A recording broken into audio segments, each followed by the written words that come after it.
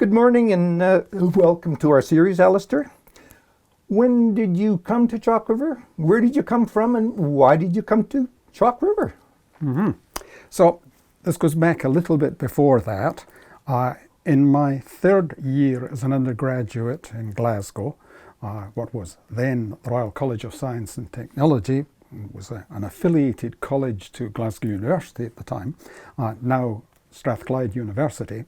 Anyway, third year in applied chemistry. So I was looking for a summer job, and one of the possibilities was an internship at Harwell, which was the main R&D establishment for the United Kingdom Atomic Energy Authority at the time.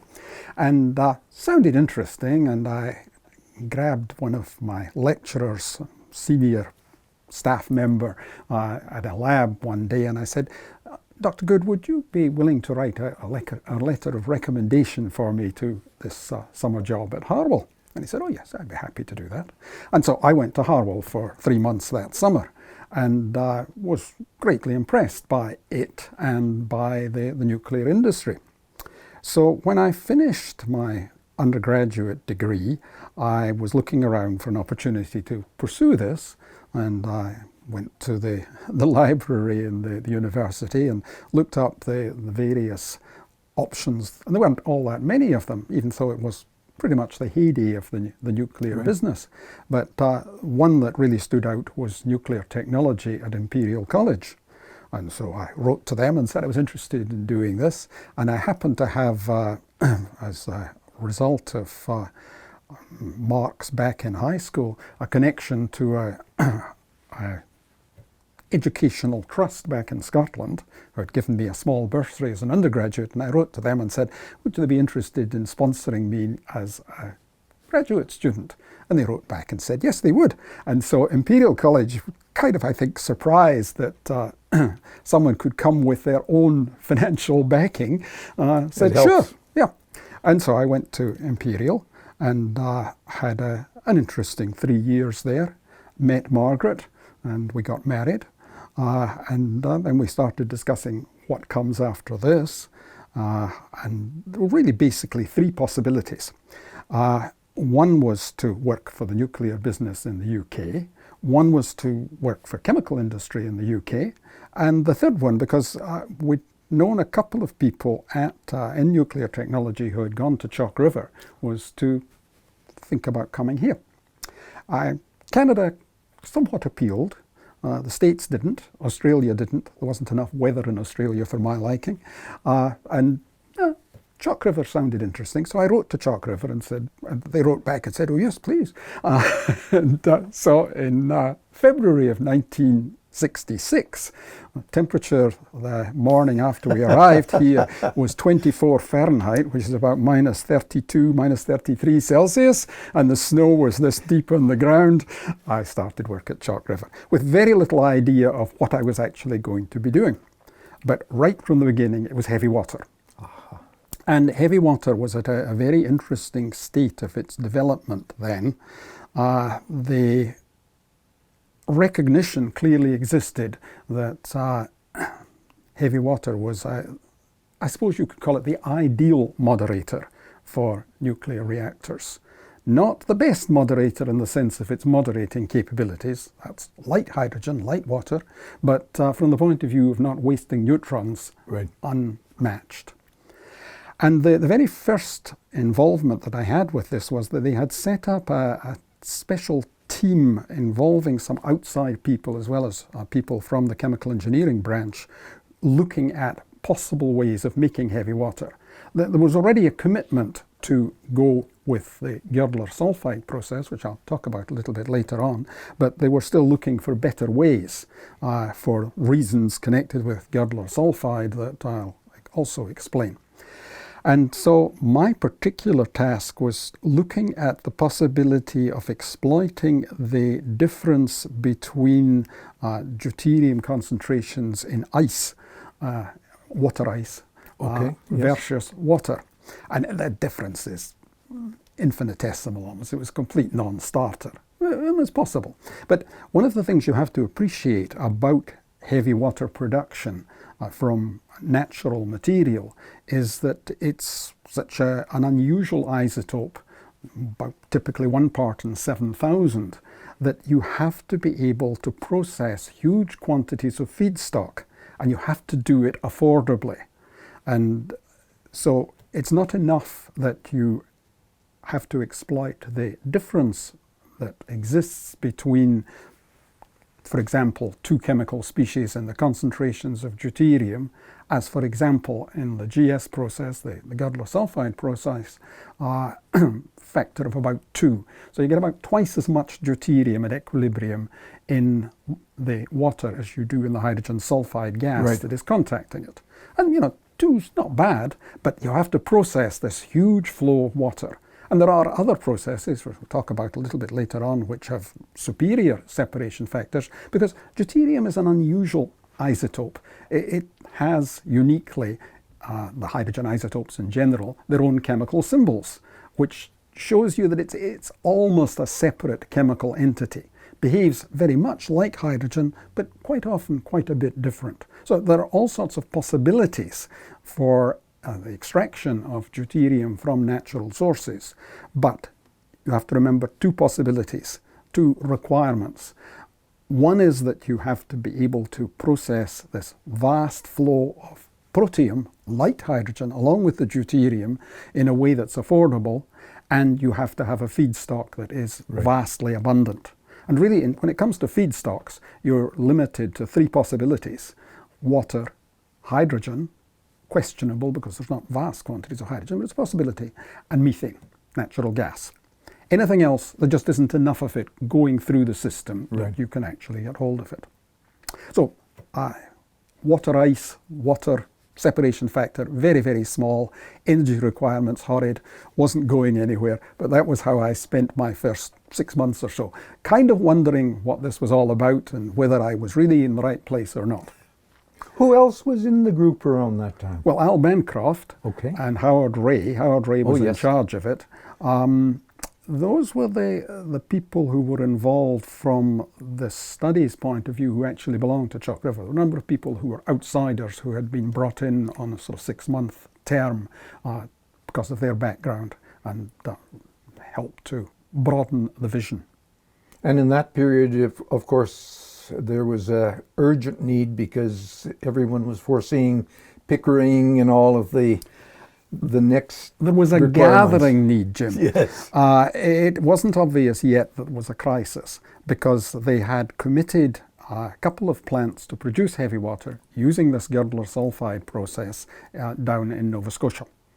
And the first one that had been committed was the design of an American pioneer in the field, Jerome Spivak, who was a chemist. And this is important because he definitely wasn't a chemical engineer, and he was the mind behind Deuterium of Canada and the parent company Deuterium Corporation in the US. And he sold the idea to the AECL and to the government of Nova Scotia that he was going to build this heavy water plant at Glace Bay, and they'd all make lots of money and they would produce lots of heavy water. Traction of the Maritimes, or anywhere in fact that was close to the ocean, is that the concentration of deuterium there is mildly higher than it is here in central Canada. You get a gradation of concentrations from sort of little over 150 parts per million, slightly higher than that if you actually go to salt water, but that complicates life. About 150 in places like Cape Breton, down to about 130 in the Canadian Arctic, and maybe typically 137 when you get out into the prairies, because what happens is that you have evaporation from the oceans, and there's a separation factor there, modest one, sort of typically maybe about 5% at ambient temperatures, and it prefers the deuterium to stay behind. So every time you have a cycle of evaporation and then followed by precipitation, the concentration drops another notch. And so in Ontario, you typically get 147, 148 part per million. By the time you get to Winnipeg, it's dropped off to low 140s, out into the prairies it's 137 or so, something like that. And if you go up into the Arctic, down to about 130. So there was a little bit of an attraction of doing it in the Maritimes. Unfortunately, Spivak, as I said, was a chemist, not a chemical engineer, and the plant that he had masterminded the design of had all sorts of flaws. And this was where I really encountered the heavy water production process for the first time. Howard Ray sent me down to Glace Bay sometime within that first year, but it might have been slightly longer than that, but still I was very, very raw to see what was going on. And I flew into Sydney, which is close to where the Glace Bay plant was, and was met by the plant manager, which both impressed me and surprised me, because, you know, what is a plant manager doing interviewing a rookie chemical engineer from Chalk River? And it got more puzzling when he took me to lunch, and it was a leisurely sort of lunch. And it became obvious after a while that the plant wasn't actually in any way close to being operational. It was in fact stalled because of the many problems that they had encountered with Spivak's design. Sort of problems that had occurred was that he hadn't appreciated that trying to... Let me step back a point from this.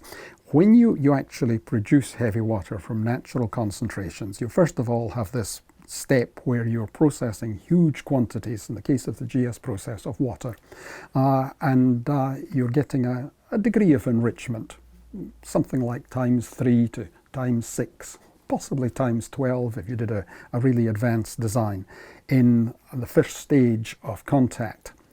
And the contact, because the separation factor is still reasonably modest, is done over a counterflowing process with a large number of contacts. So it's a fairly massive operation, typical diameter of about 9 meters, and water flows at sort of the order of 150 kilograms a second, and it's bulky, expensive. Mechanical challenges there. It has challenges. And you only go so far in that first stage, because then you can minimize the total volumes by having smaller flows. Now you've got a bit of enrichment. And more importantly, you can get the process to equilibrium in a reasonable time. Because if you tried to do it all in one stage, it would take forever to build up a substantial concentration. And so one of the problems that Jerome Spivak hadn't foreseen was that he tried to do all of the circulating hydrogen sulfide flows on one string of turbines, of compressors. And relatively modest compression, because the whole thing works, the GS process, at about 20 atmospheres. So you're just taking the pressure up by about an atmosphere, continuously circulating this hydrogen sulfide, which is acting as a carrier for the deuterium that's being extracted, helping to enrich it. So he had this long line of compressors that were all running on the same shaft, and you know, you don't do that sort of thing. Trying to balance it is impossible. The second problem he had was that he was deciding to take advantage of that slightly higher concentration of deuterium in seawater, which was a pretty daft idea, because... A little bit chemical problems. Yeah, well, corrosion type problems. Yeah. And the operation in the early stages had neglected to keep circulation in the heat exchangers that water came in by. Stagnant salt water sitting in there. Bye-bye heat exchangers. He actually had 5 stages of enrichment, all the way up to reactor grade. And that was a very bad idea, because the separation factor you're dealing with, I say, is about 2. But this is a bithermal process, which means that ideally a monothermal process. You would take water in, you would contact it in the way I've described, with a series of contacts, the gas going up, the water coming down, and the concentration of deuterium would rise as you went down with the water, and at the bottom of this you would convert water into hydrogen sulfide chemically. You can do this, but there's no easy way, no efficient way of doing it, because remember, you're dealing with these enormous flows. Right. What you're going to do with all that hydrogen sulfide you've produced as well.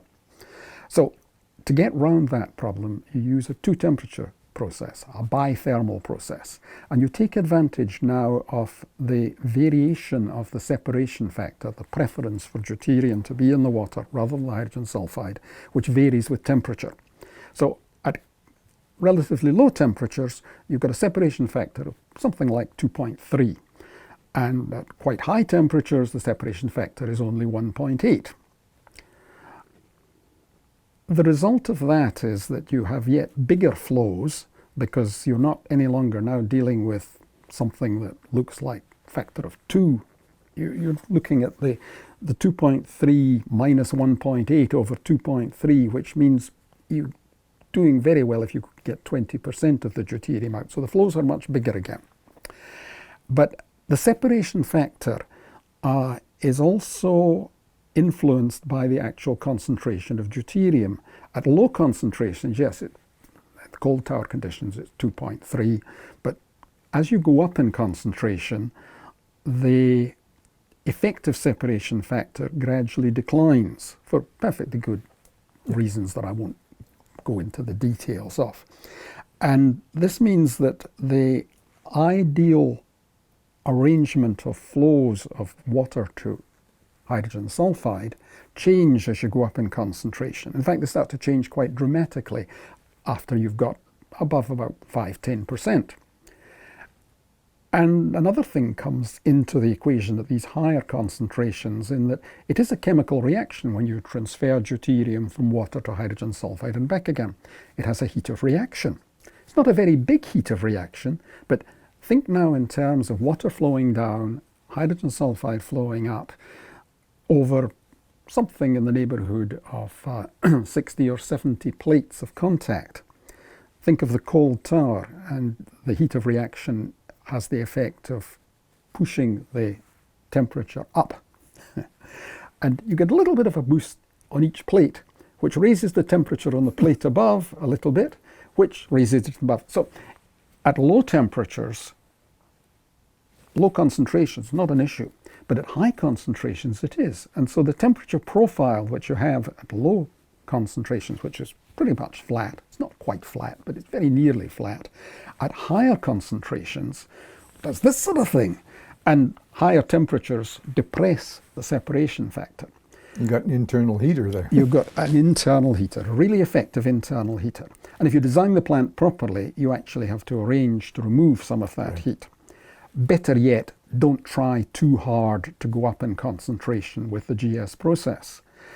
Take something else to finish the job. Spivak didn't appreciate any of that. Result was that you had a process that in its high stages wouldn't work. To make things even worse, he hadn't designed the sieve trays, the contact points on each of those stages properly. And for reasons that I don't understand to this day, the fourth tower, the fourth stage, didn't have any access. It was just built as a, this is it. No manways, no way of getting in. The whole thing was just, from an engineering point of view, an abomination, and it, of course, did not work. Meanwhile, an hour or so down the road from the Glace Bay plant, Canadian General Electric had been contracted to build another heavy water plant. Right.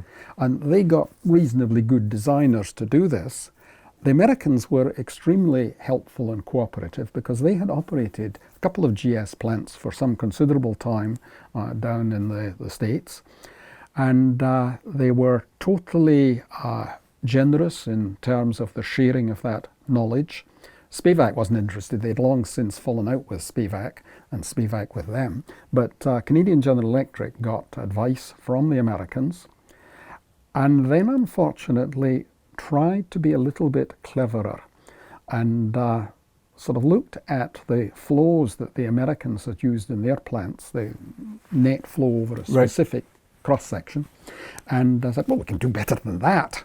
And so they turned up the flows in their design, And the Americans had noticed that there could be occasional periods in the spring in particular when they had a little bit of a problem with foaming in their plants.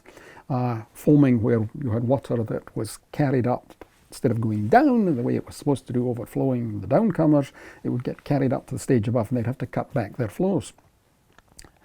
Canadian plants didn't have as much margin for that sort of thing, and they immediately encountered problems with foaming and instabilities in the towers. Was this because of temperature or because of something in the water itself? They didn't know. Aha. And Chalk River didn't know either. So this is leading up to the crisis around 1970, when the very first of the CANDU reactors the first of the Pickering reactors was coming on stream, and there was a crisis of heavy water. And again, the Americans were very cooperative and supplied as much water as they could. I think it was NRX that was drained to provide some water. But it was a huge crisis, and Chalk River set up a substantial task force under Howard Ray's direction to look at all of the problems and how they could be solved.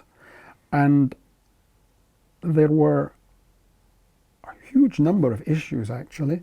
The ability of the carbon steel that was the towers to resist the effects of hydrogen sulfide was sort of half understood, but had to be understood better.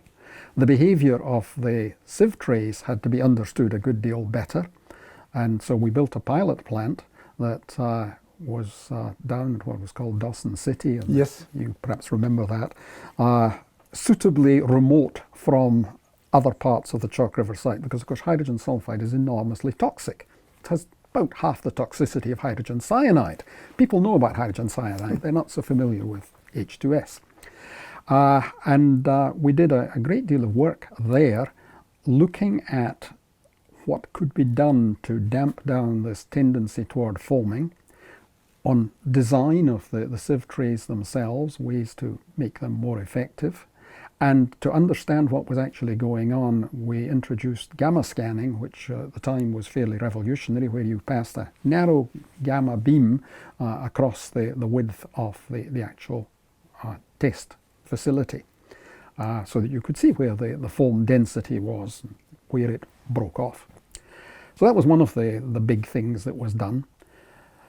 My point of view was slightly different, because we had appreciated by then that computer modelling of this process could be valuable, and we interacted with a group at McMaster University who had begun to put together chemical plant process simulations.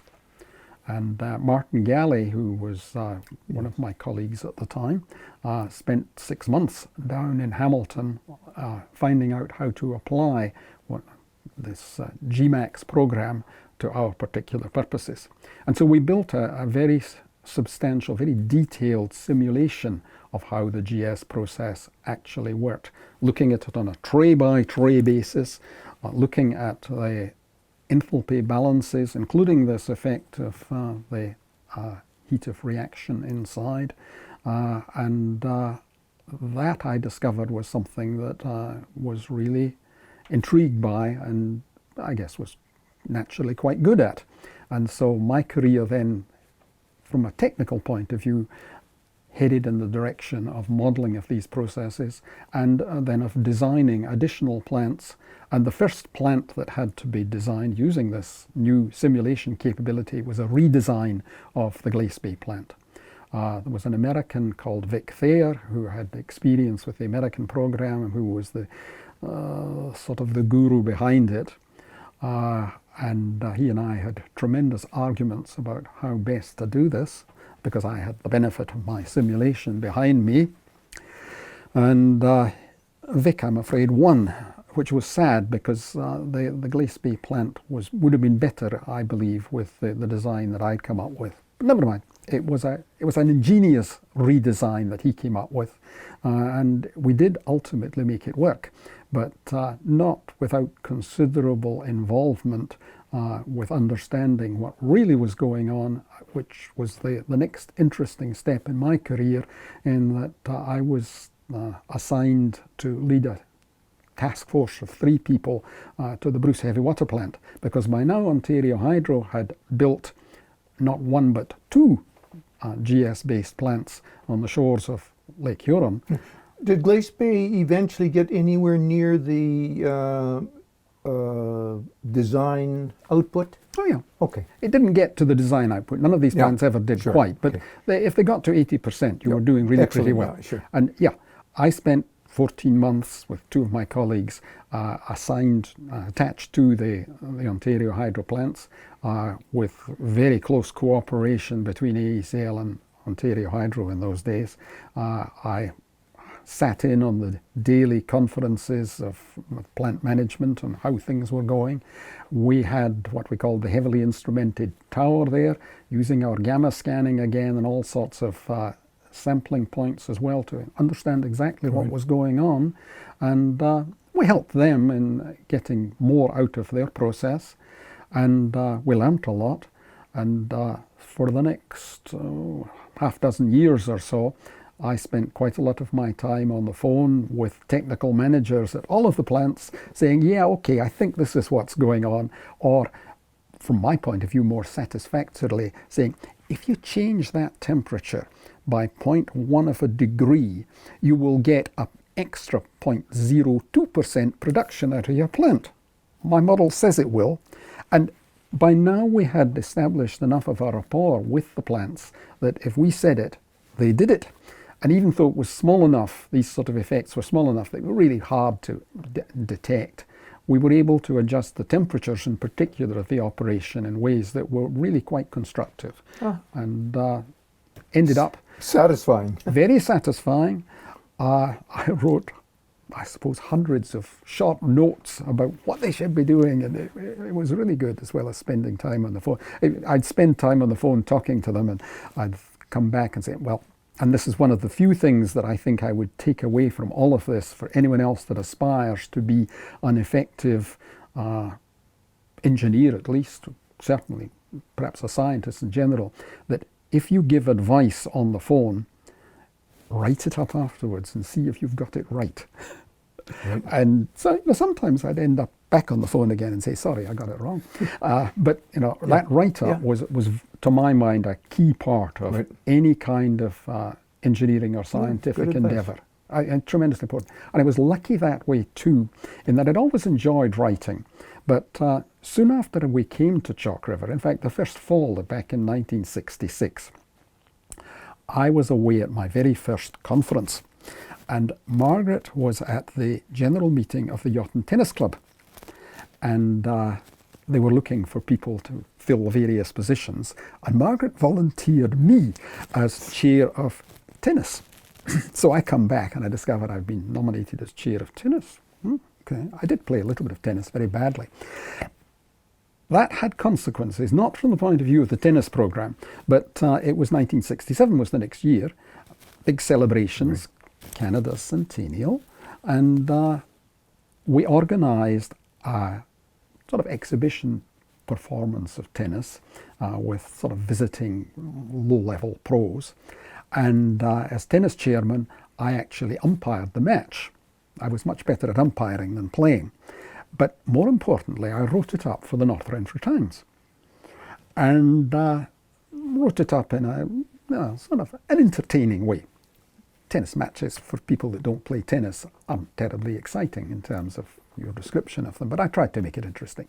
Result was that the North Country Times said, hey, would you like to be on the editorial board of the NRT? Which I think was a tremendously valuable experience for me. For about the next 10 years, until in fact we went off to the Bruce Heavy Water Plant, I was involved with the editorial board. Did my share, in fact, as chair of the board, but most importantly, we'd get together on Sunday evenings and things had to be written, particularly editorials, but all sorts of things in a hurry. There was a lot of pressure to write things quickly. And I learned a tremendous amount about writing in all sorts of styles from that. And that, I think, was probably the most important part of my education since I'd left university. But you have to be able to write things up smoothly, easily, quickly. And it made it a really excellent paper. I know Joan Stewart was a good friend of ours who was also on to there. Yes. She spent all her Sunday nights Yeah. there. You know. Eleanor Mawson, of course, Yeah. was the real one that pushed Right. things and made me report on things that I probably wouldn't otherwise have reported on, and commented on my atrocious spelling at the time. This was before spell checkers. Spell checkers straightened me out finally, I hope. Anyway, that was the GS process. With all of its huge disadvantages, I've mentioned how the gas is toxic, it's corrosive, so you have to constantly be aware of the possibility that you will have leaks. Separation factors, by the standards of chemical exchange, not terribly good, and you have to use this bithermal process, so separation factors are down. You can get maybe 20% out of what you feed in. Was immediately a desire to try and find better ways, which was the backbone of my career at Chalk River, having started off. And modelling was still required, so Right. I continued to enjoy myself with modelling. The first process that was looked at was the ammonia hydrogen process, but based on water. And ammonia hydrogen has separation factors that go up to almost 7, and had also the possibility of a one temperature process, because it is possible to take ammonia, to crack it into hydrogen and nitrogen, and then resynthesize it from the hydrogen and the nitrogen back into ammonia again. So just a single tower that will take ammonia coming in, enriched in deuterium as it comes down with a relatively high separation factor, admittedly at rather low temperature, something like minus 30 Celsius, separation factor just under 7 under those circumstances. Take that enriched ammonia, enriched in deuterium, and turn it into hydrogen, also enriched, and now you've got this nice big separation factor, and you've got material hydrogen coming up at this high concentration. It sees the ammonia that's coming out, and deuterium is transferred very, very rapidly. Quite a short tower, building up quite a big concentration. But there is a snag. It doesn't work in the way that the GS process does, which is an ionic process without a catalyst. And for ammonia hydrogen, you need to do a couple of things. You have to add potassium to produce the potassium salt of ammonia, KNH2, to make the thing go at all. And even then, it doesn't go very fast. You have to help the process with what were described as ejector contactors, where the ammonia is sucked into the throat of a venturi through which the hydrogen is flowing. To give you intense turbulence, and rather specialized equipment, which the Sulzer company in Switzerland was happy to provide. So we had an interesting time looking at the ammonia hydrogen process as an alternative to GS, with the advantage that it could be monothermal, one temperature, but it had this complication of the catalyst, which again, when you get to the bottom, the ammonia has KNH2 in it. You have to sort of separate out the KNH2, recycle that ammonia salt to the top. It makes things a little bit difficult. And the complication of these very expensive, complicated ejector contactors. Right. So we moved on to something that had better kinetics, which was aminomethane hydrogen contact. Instead of one of the hydrogens on the ammonia, you have a methyl group. And that we pursued quite considerably. We built a prototype plant for that to study the exchange. It was easier to do in the sense that you no longer needed these special contactors, but it was still a relatively messy process. And in the background to this, now this goes back to my career with Chalk River. Really, I think of in two phases. The glorious days up to about 1982, and I guess we'll touch on that later on when we come to talk about the Science Academy, and the period after that, which is of comparative decline of Chalk River. in that period, the glorious period, those, for me, first 16 or so years at Chalk River, almost anything was possible, and you didn't really have to go out of your way to explain what it was you were planning to do. And Bill Stevens in General Chemistry branch got it into his head that perhaps we could have a process that was based on hydrogen-water exchange. Now, if you contact water with hydrogen and you wait 1 million years, you will end up with about almost 4 times as much deuterium in the water as in the hydrogen. But you'll have to wait 1 million years for it to happen because the reaction rate is pathetically slow. People knew that if you used platinum, you could in fact get a reasonable exchange rate. And this process had been used in Trail in British Columbia, yes. the Trail plant, but there was a snag. The snag was that in the presence of liquid water, the platinum's activity was essentially zero. So the Trail plant used a complicated process where you contacted hydrogen with water vapor, condensed the water vapor, sent the water vapor down to the next stage. Again, we're still dealing with this countercurrent arrangement, but now you have a upflowing contact with the platinum of water vapor and hydrogen, followed by a condenser that sends the water back down again. You keep having to do this all the way through. Complicated, energy intensive, even worse than the GS process, which has the further disadvantage of all the others that I've mentioned already, that it uses enormous amounts of steam just from the point of view of heating up the water when it goes from the cold condition to the hot tower condition to send the deuterium back up again in the bithermal process, and most importantly to evaporate quite a lot of the water as well at the higher temperatures. I haven't gone into all of the details of what's wrong with the GS process. There's lots more. But anyway, Trail, similar sort of problem. Awful lot of energy required.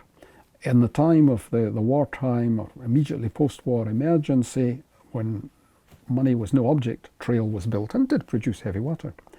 But Bill Stevens had the idea that somehow he could make the platinum not see the water. He could wet-proof the platinum catalyst. And this is back somewhere around 1970, or maybe even 68.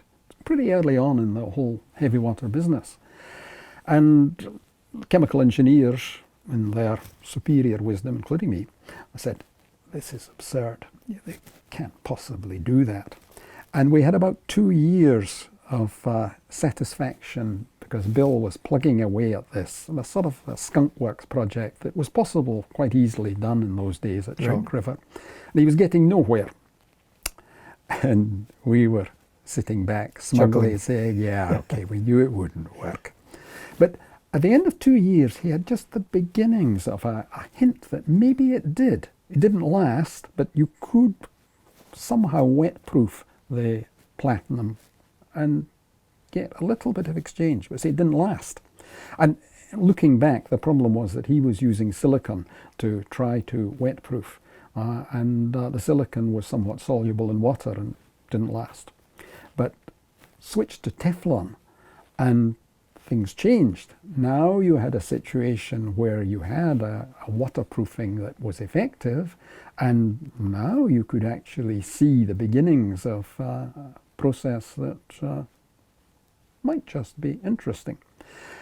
The work moved from general chemistry to physical chemistry, and the physical chemists tried to behave like chemical engineers. And again, this illustrates there is a bit of a gap between the thinking of a chemist for all their valuable insight into things and the practical insights that chemical engineers in general, tend to bring to things. And for about, I would say, 4 or 5 years, with increasing involvement from the chemical engineering branch, things didn't move along terribly well because the chemists were trying to achieve a balance between the water vapor water exchange and the water vapor hydrogen exchange on the catalyst in ways that really didn't make a whole lot of sense. You need something that will provide that contact alongside the catalytic part of the process that will keep the water and the water vapor in equilibrium. And they were tending to use things like cotton toweling, which, from an engineering point of view, really didn't appeal very much. We were increasingly involved. There was a sort of working group set up within the company, and I guess I became a manager of chemical engineering branch about this time, and I finally put my foot down and said, enough is enough. We're going to organise the ongoing work on this in the early 80s, and developed a couple of types of effective catalyst for this process, still based on the original concept that Bill Stevens had and which had been worked up by the physical chemists, but get away from this nonsense of cotton cloth and so on. And in fact, the simplest version was a mixture of roughly 50% wettable Raschig rings, tiny little things about that sort of size, with other rings that had been hydrophobic, wet-proofed, with Teflon deposited on top of platinum, which was actually exhibited on carbon to give it big area. Is the Teflon acting as sort of a porous material, though, that you are getting? From the gas point of view, yes. Okay. From the water point of view, no. Okay. Gas and water vapor can pass through it, but the water is repelled. Okay. It's highly water repellent. And there was a more complicated version which involved plates alternating between a wettable plate that would provide the water vapor contact, and a plate that was treated with the catalysts and the hydrophobic plate. And that was reasonably successfully demonstrated, although in fact we subsequently found was probably too expensive to engineer, and that you were better with the random catalyst, this mix of the two types. It all led up to what I think of as Chalk River's last big experiment, the Hamilton prototype, which was by sheer good fortune hosted by a small reformer, a methane steam producer of hydrogen, an SMR, steam methane reformer, that Air Liquide was building in Hamilton to provide hydrogen for their merchant hydrogen market in that area. And we wanted to have a demonstration, but we wanted to have a demonstration that would be amenable to the modifications that were needed for interaction with a steam methane reformer, a hydrogen provider. And we got very lucky in that we sent invitations to about 10 different outfits that ran steam methane reformers across Canada, getting nowhere whatsoever. I had a son-in-law at that point who was working for Petrocan, and they said, no, they're not interested, but you might talk to Air Liquide because they're doing this thing in Hamilton. So we talked to Air Liquide, and for a fee, but a reasonably modest fee, they agreed to host our prototype heavy water plant based on this water hydrogen exchange. And it was successful, and it was comprehensive in that we were able to demonstrate integration with the actual reformer itself, where we took the water that was feeding the reformer, contacted that with the hydrogen that was being produced in it, and concentrated deuterium about a factor of 6 in the actual SMR itself. And we then took a side stream of condensed water out of that, fed that to a second stage, which was another of these bithermal stages, but again now using the water hydrogen exchange, and concentrated that up to about 10% heavy water before we fed it to a final monothermal water hydrogen stage, where we had electrolysis at the bottom converting water into hydrogen. Because this is one of the beauties of, in fact, the supreme beauty of the water hydrogen system, that it's relatively easy to convert water into hydrogen by electrolysis. But you wouldn't at that time, in history anyway, have had nearly enough hydrogen being produced that way. So you had to have this first stage where you were taking advantage of the way the hydrogen is normally made by the steam methane reforming. There are some detractions from that, but the important bottom line of all of this was that we demonstrated that hydrogen water exchange was a practical industrial process, both bithermal, monothermal, and integrated with what we call the Circe process for the steam methane reformers. We have a small model of the plant indeed. here, so that'll be interesting to add into the discussion here. Yes. Now, things have moved on from that, in that, as you're aware, hydrogen is now seen as a significant component of the future of low emission, low carbon dioxide emission to the atmosphere. And that's making the possibility, at least, of electrolytic hydrogen being produced in sufficient quantities that we could avoid the complications, which are considerable, of working with the methane reformer, but just use straight electrolysis and have that on a big enough scale that we could produce heavy water substantially that way. However, the market for heavy water has gone through some changes now. It has indeed, yeah. Well, I mean, there was a phase up to about the late 70s, early 80s, when Ontario Hydro had projections of Pickering size, then Darlington size plants Bruce in between, that stretched out to, I believe, at least reactor 40. And so the demand was supposedly going up for electricity at 7% compound a year. And it had been doing that for some considerable time, but then it stopped going up. And I guess it was the oil shock of 73 that perhaps turned things over, but it took a while for people to appreciate that this was a permanent change. And we'd been working quite effectively to improve the performance of those 4 heavy water production plants. And entering the early 80s, it was becoming obvious that we were way too successful. Liberal government, they had among their number Alan McEachern, who had his fief in Cape Breton, where the 2 AECL heavy water plants, now AECL owned heavy water plants, were. And as long as the Liberals were in power, those plants were going to continue running. But the result was that there was a huge build-up of a stockpile of heavy water. And when the Conservatives came in under Mulroney, they looked at this situation. It didn't take them very long to say, shut them down, what's the point?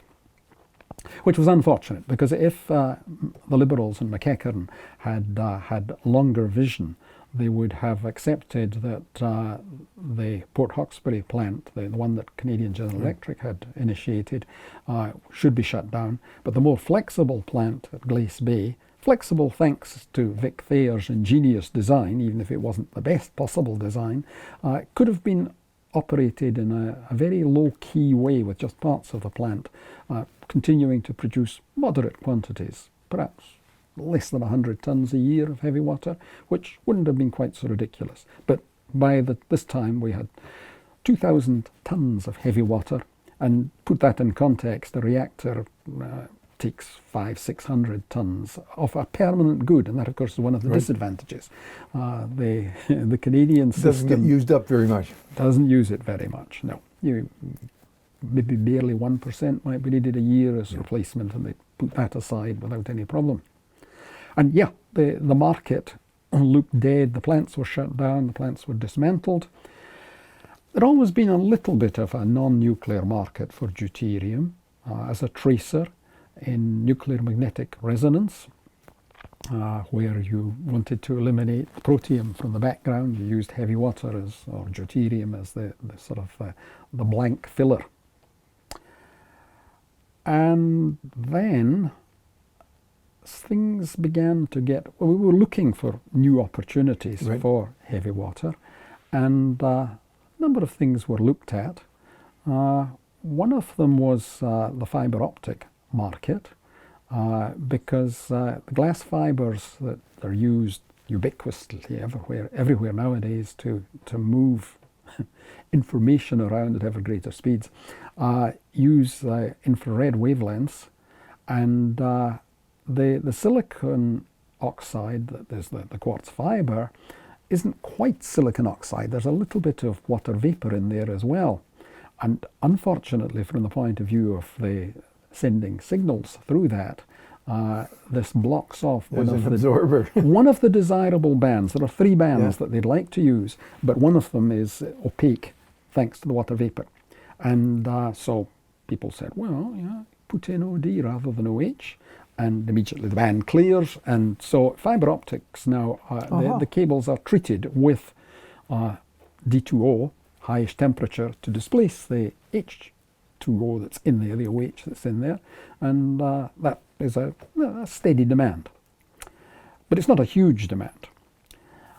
Something else was happening though in the meantime on similar sort of area, because my career has spanned a wonderful period of technological invention, and one of the really exciting inventions has been the rise of the silicon chip.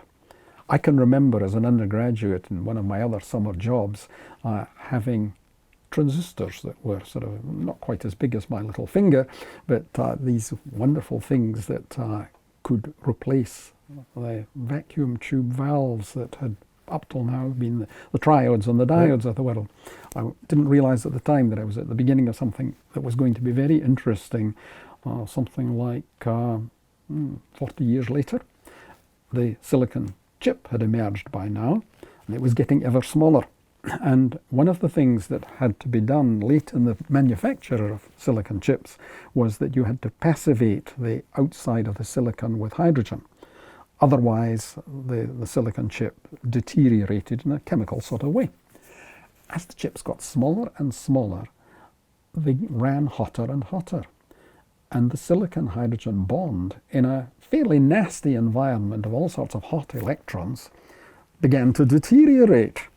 And so the silicon chips weren't lasting as they got smaller and smaller and hotter and hotter.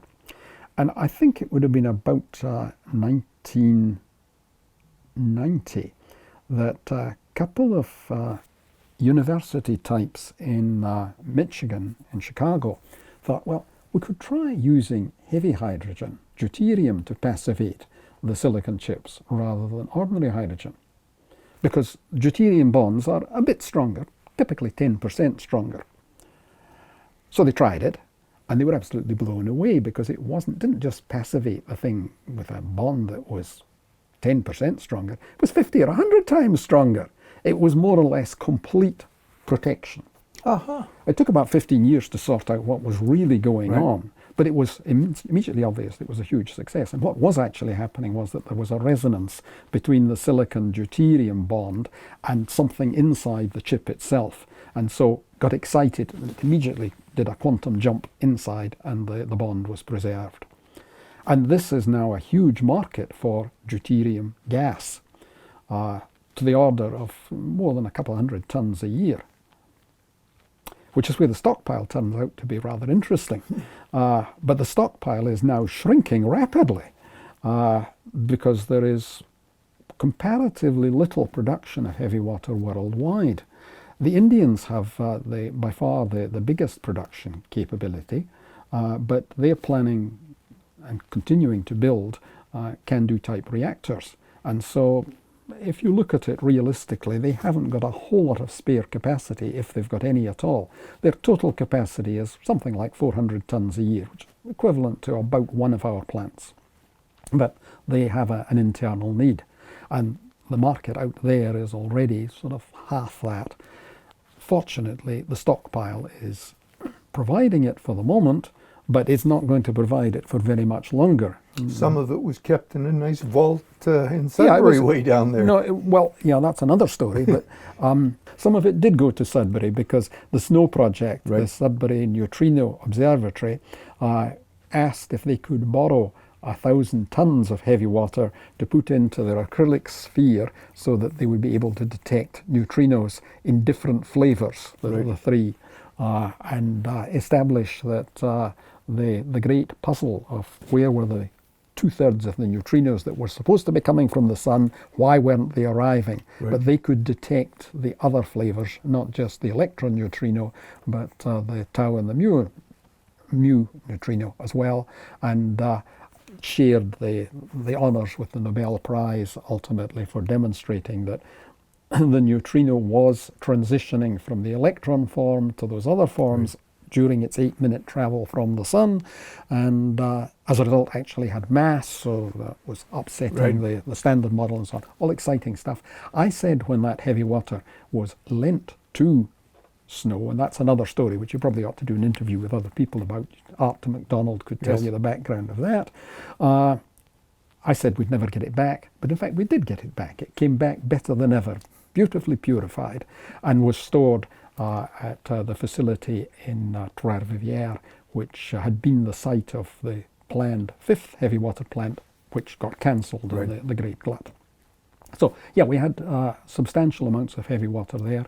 There was an arrangement made with a private company, Isowater, to sell that deuterium, that heavy water, into the non-nuclear market. And they've been enjoying doing that for some years now, ever increasing enthusiasm. But they're far-sighted enough to appreciate that this needs backup.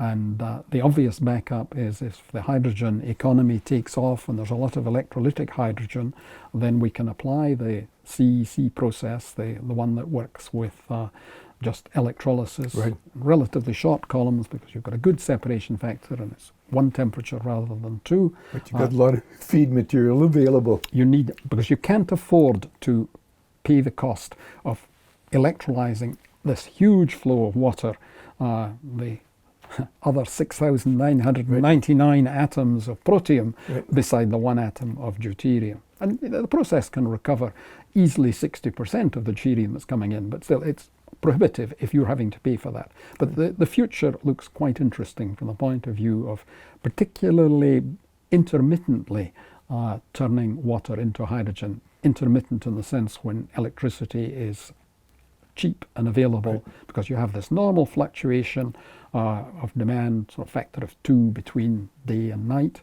which may dampen a bit as electric battery vehicles become more and more important. But you've also got the variability coming in from wind and solar with their totally uncontrollable nature, making it attractive to turn water into hydrogen for hydrogen to be used in transport purposes. And on the side, make some heavy water. Meanwhile, Isowater has been building a plant that would upgrade water that is downgraded in the process of being used. For example, the chip people, they get reactor grade, they'd like slightly better than reactor grade water, 99.8+%, they'd like better than 99.9, but anyway, they use that and they have left over with waste material that is 90% D2 gas, but that could then be reprocessed in this refinery that Isowater far along with in the commissioning stage now, and that would extend the existing supply until such time as we can start producing it by the CEC process. And this transects very naturally with my other interest, which emerged from my background with hydrogen, thanks to the hydrogen water and previously the hydrogen ammonia, hydrogen aminomethane processes, in looking at hydrogen as a future fuel that wouldn't contaminate the atmosphere with carbon dioxide. Which you're still working on, I believe. I talked to you a couple of years ago, and there was an experiment in Germany with a train that was about to... Right. Yep. And this again, so much of my career has just happened by accident, serendipity if you like, but I was interested in this, well, as most people who were concerned with the global warming problem, that hydrogen could be a part of the solution. And talking with colleagues at Chalk River, and I guess people knew I was interested in it. And there was a conference in Ottawa where they wanted to have a paper from Chalk River, a presentation from Chalk River that was required in relatively short order, and I got fingered to do this. And it was relatively open-ended. It was talking about the role of hydrogen, but that was about as much as a definition. And so I did a very high-level assessment, wasn't even properly an analysis, I would say, of where hydrogen might enter the vehicle market in its initiation. And I came to the conclusion that trains would be an ideal place to start, because they were relatively important in terms of consumption of diesel in those days, and were reasonably tightly controlled, so it wouldn't be an easy to fuel and so on. So hydrail was my top pick among various others. There were various places where it would make sense, and ultimately you imagine planes flying with hydrogen, but that's not going to happen anytime soon, although there are designs now being worked on by Airbus and by Boeing that would make it, perhaps in 30 years' time, an interesting alternative. But trains was the top of the heap. And I wrote this up, right up, terribly important always. Yes. And it was picked up, I guess by chance, by some people down in North Carolina, and they said, hey, this makes a lot of sense. And I was invited to go to the first conference on hydrail, and they still view me as a sort of father of hydrail because of that original, not terribly profound paper. But yes, that has led to operating trains now in northwest Germany, which are running on hydrogen with fuel cells.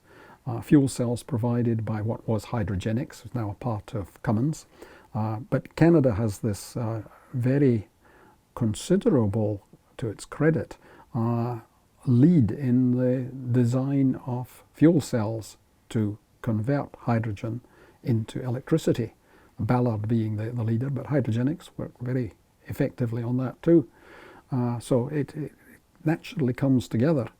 And hydrail, unfortunately, I was involved a few years ago with a study for Metrolinx to look at hydrail as an alternative for an expanded GO system, rail system around Toronto.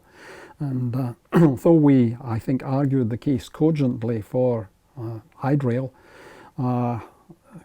conservative views prevailed, and so the plan still is to do it with overhead catenaries and direct electricity, which has the disadvantage that it has a number of disadvantages. Wildly expensive. Experience elsewhere has demonstrated that. Difficult. You have to raise all the bridges to get the cables through. You have to somehow lower the floor again in Union Station because there isn't space to string them in there. They've gone through a lot of modifications of Union Station, but they're not sufficient for that. You've got problems with weather interfering, bringing down the lines. And most importantly of all, it draws electricity, in particularly at times of peak demand. Yes. Whereas making hydrogen electrolytically, I've already suggested, that's something you do overnight. We Yes. demonstrated with modelling work that you could produce hydrogen really quite affordably if you produced it between midnight and 6 in the morning.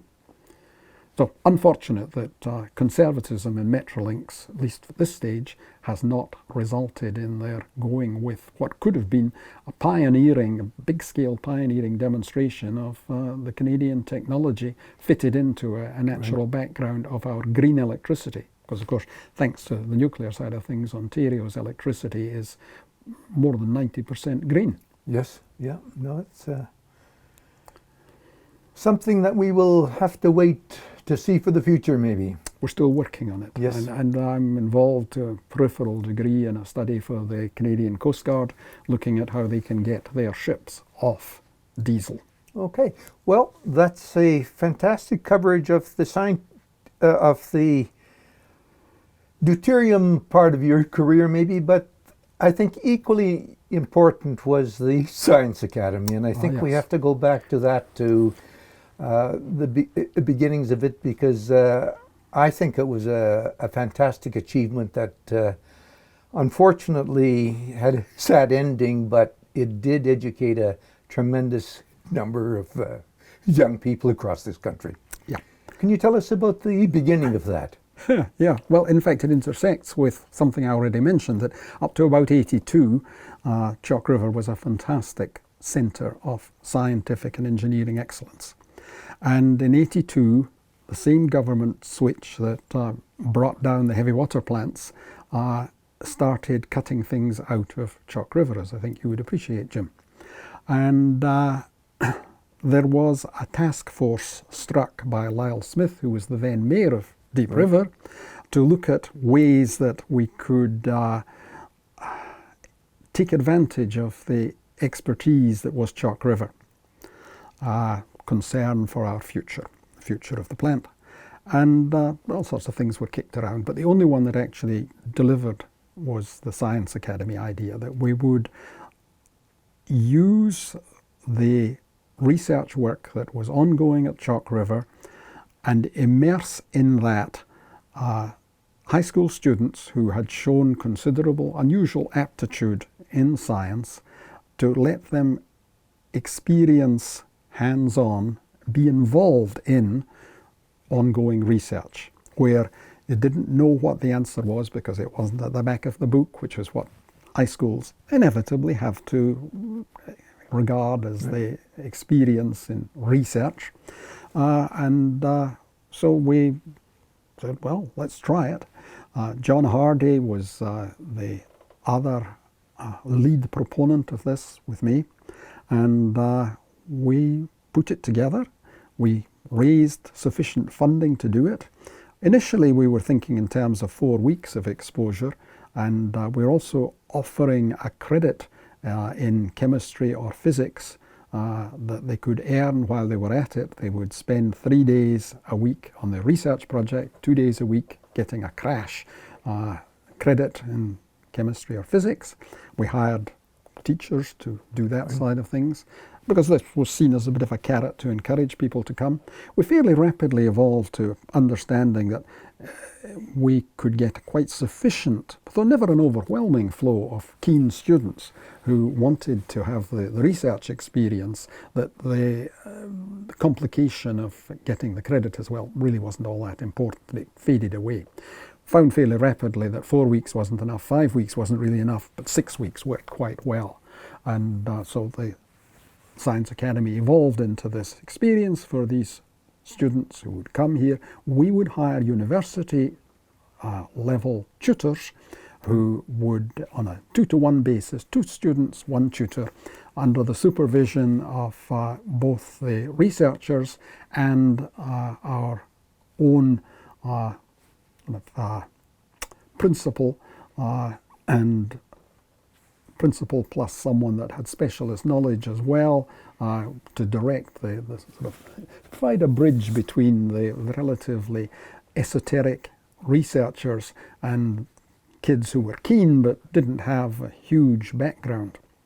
And it was a very successful thing. About 1,200 students over the years passed through the Science Academy, got this taste for what research was really about. Many of them went on to do PhDs and have substantial careers as a result of it. Expanded from the Chalk River site to Whiteshell first, and then to Kelowna in British Columbia. I never did feel that the other 2 sites were really quite as good as Chalk River, because Chalk River had this huge breadth of background. We had projects in biology. The labs being immediately available too. Oh yes, and Chalk River was extremely accommodating in all of this. And for, I guess, 27 years, we operated effectively and processed these 1,200 or so students. Latterly, we wanted to expand the effect, and we signed up a number of high schools who would have weekly, hour-long exposure to an ongoing project for the benefit of the whole class. Now we have freedom of the relative fluency of video links to take that in. And that introduced it to more than 1,000 other students in a very diluted way, but still, Right. it let them see what was going on. Right. And they could see the progress of the experiment. One was a biology one on what happened with radiation of peas, and how the ones that were given a little bit of radiation prospered, and the ones that were given an awful lot didn't. Particularly favourable one that was always very easy to put out. And in that sense, we had moved away from the original dogma that everything that we did would be real research with genuine uncertainty as the outcome. But still, it did work. And then the operation of Chalk River Labs was privatised, and the appetite for this kind of what's that doing Yes. faded. And with all sorts of expressions of, yes, well, we'll carry it on ourselves, which really were never fulfilled. Right. And perhaps it had come to a point where it was getting difficult to find the funding anyway. Right. Maybe it was a... Funding changes have Yeah. changed dramatically over the decades, yes. That's right. And one of the big challenges, the biggest challenge by all means, I think, was to raise enough money to make this possible. Because, yes, we charged the students themselves quite a lot of money to come, upward of $5,000. The real cost was 2.5 times that, because we had to accommodate them, we had to feed them, and The tutors and all the tutors of had to be paid for, yes, and the principal, and in the early stages, Yes. the teachers who covered the speciality projects, speciality courses. But it was worthwhile. Yeah. Pity it didn't carry on. There's a sort of a glimmering of trying to do it again at the lab now, but it's nothing like the experience that we were able to provide for those students. Well, it did come to a very sad ending, and I happened to be in the J.L. Gray building when everything was going to be thrown out. Aha. And I said, no, you can't do that. So it came into my basement because we didn't exist as an organization at that point. Mm-hmm. And upstairs in our storage room here are all of the posters that were generated at Chalk River. Well, that's lovely to know. Thousands of photographs, Mhm. and I've scanned all of the posters and everything else, and some of those kids will want to come back and see, Yes. remember. So hopefully we can give them the memories back of those And the good posters days. you're talking about, or the part of the experience was that they had to do, again, my insistence, I guess, interacting here. They had to write a final report, and they had to make a presentation, and it's those posters that were the presentation. And they that- are excellent. They, Yes. for something at that stage into their education to be able to do those, Yeah. it was great. And it was a great education, particularly after the Public Information Center Mm-hmm. had died, so we aren't putting people through to learn all of that. Well, And I can remember very fondly going to those evenings when they were doing the presentations to the public, to their parents usually, because we pitched it just before the graduation Right. ceremony, and hearing them explain, often with very deep insight, what they'd been doing for their 6 weeks. Yes. It was very gratifying. well, thank you for sitting down with us and giving us. We haven't had anyone who would really tell us about the heavy water part, which clearly, I mean, we began with, I don't know, something like 40 gallons that Kowarski brought to Canada. From Norway. From Norway via France and England, and then we went through a huge shortage to hopefully now another future for the deuterium and the hydrogen, and also for your efforts onto the Science Academy. That needed exposure also. So thank you very much for coming. I've had a wonderful career. Chalk River was a great place for us to choose to come to, and it's been a time of fantastic development in science and in technology, and to have been part of that for the last 56 years, and I still have my emeritus position at Chalk River. I can still dabble. It's been a sort of career that I don't think I could have asked for better. Good. Thanks to the support of a very supportive wife. That certainly helps. Oh, yes. It was a necessary condition. Good. Well, thank you again, Alistair. Good. Thank you, Jim.